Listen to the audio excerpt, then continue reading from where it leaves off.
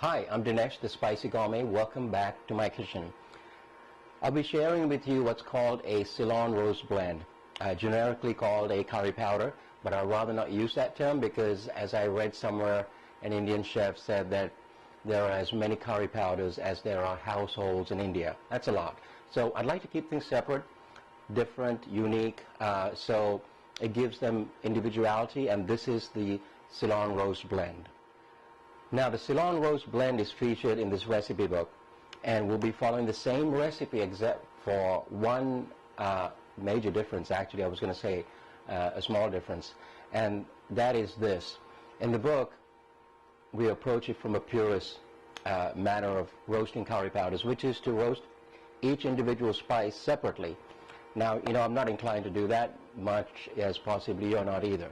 So we start the blend by bringing a dry saucepan to heat, low to medium heat, and once it's warm, we're going to introduce the spices. So what's in this blend is coriander seed, cumin, fennel seed,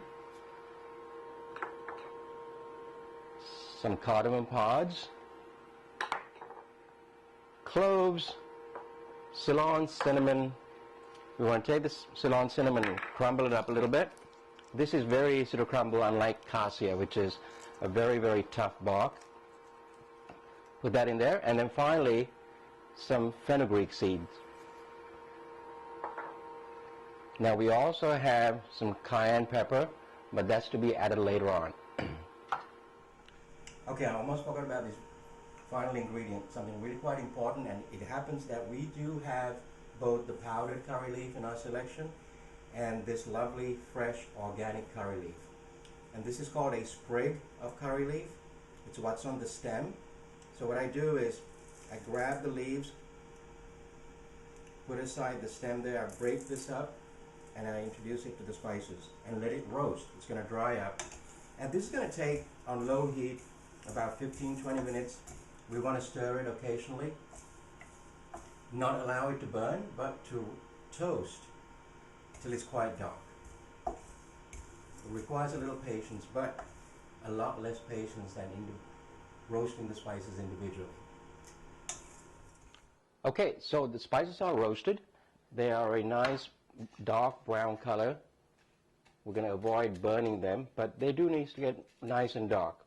And here the curry leaves, the fresh curry leaves are nice and crispy. We pour them out into a dish and let it cool.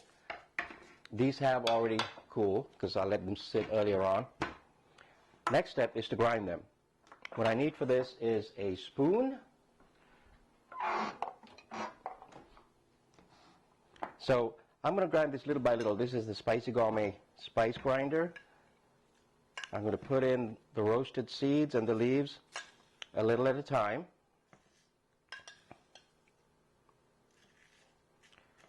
Now, here's a technique for use in the mill.